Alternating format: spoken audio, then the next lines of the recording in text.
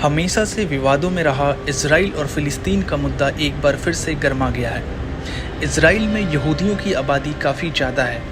आज दुनिया के नक्शे में इजराइल एक यहूदी देश माना जाता है, मगर एक वक्त था यहूदी दुनिया में सबसे प्रताड़ित समुदायों में से एक थे। हिटलर ने भी यहूदियों पे काफ़ी जुल्म ढाए थे। अपने ऊपर हो रहे अत्याचारों से तंग होकर बहुत सारे यहूदियों ने अपने लिए एक नए देश की मांग रखी थी। इसके लिए उस समय के फ़िलिस्तीन में यहूदियों ने शरण लेनी शुरू की। जिस समय यहूदी फ़िलिस्तीन में शरण ले रहे थे, उस समय फ़िलिस्तीन में क्राउन का शासन था। उस समय फ़िलिस्तीन में यहूदियों के लिए अलग देश की मांग काफ़ी बढ़ गई। उस समय के स्थानीय अरब लोग इस बात से नाखुश थे कि उनकी ज़मीन पर यहूदियों के लिए एक अलग देश क्यों बनाया जाए। अरब और यहूदियों का विवाद अंग्रेज़ों के हाथ से निकलकर यूएनओ के पास चला गया।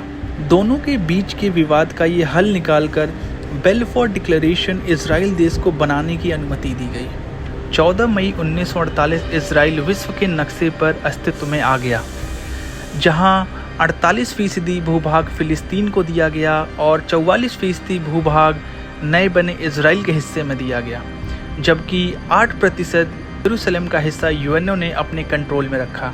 मगर यरूशलेम को लेकर अरब लोगों ने विवाद छेड़ दिया। अरब लोगों का कहना था कि यरूशलेम उनके अधिकार में होना चाहिए, क्योंकि इस्लाम के 3 पवित्र स्थानों में से एक अल-अक्सा मस्जिद वहीं पर स्थित है। जब 6 अरब देशों ने हमला कर दिया था इजराइल पर, अरब देशों के लोग नए देश इजराइल के बनने से नाखुश थे। उनका मानना था कि ये ब्रिटिशर्स लोगों का अपने उपनिवेशवाद को जारी रखने का तरीका है। इसके बाद 6 देशों ने मिलकर इजराइल के खिलाफ जंग छेड़ दी।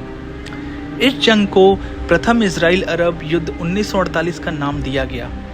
ये जंग अपने आप में काफ़ी थी, क्योंकि 5 से ज़्यादा अरब देश नए बनाए गए देश इजराइल को ख़त्म करना चाहते थे। उस वक्त यहूदी जो इजराइल में रहते थे, उन्होंने देखा कि कुछ साल पहले दुनिया उनके साथ कैसे पेश आती थी। उनके लिए यह युद्ध अब अस्तित्व की लड़ाई बन चुकी थी। यहूदियों ने ठान लिया कि आज अरब देशों से नहीं लड़ेंगे तो दुनिया में इनके लिए कोई जगह नहीं होगी। यहूदी लोग प्रथम इजराइल अरब युद्ध 1948 में बहुत बहादुरी से लड़े, और उस समय पूरी दुनिया हैरान रह गई जब अरब देशों को नए नए बने इजराइल ने धूल चटा दी। साल 1948 में ये युद्ध खत्म हुआ तो यूएनओ पार्टीशन प्लान के तहत जो भूभाग फ़िलिस्तीन के हो गए थे, उनमें से कई जगहों पर अब इजरायली ने अपना कब्जा जमा लिया था। गाजा पट्टी का भूभाग इजिप्ट के पास चला गया और वेस्ट बैंक का हिस्सा जॉर्डन के पास चला गया। इसका मतलब ये हुआ कि स्थानीय फ़िलिस्तीनियों के पास अपनी कोई जगह नहीं बची। 7 लाख फ़िलिस्तीनियों को अपना घर छोड़ने पर मजबूर होना पड़ा और रेफ्यूजी बनकर अरब देशों में शरण लेनी पड़ी। इस पलायन को 1948 का फ़िलिस्तीनी पलायन कहा जाता है।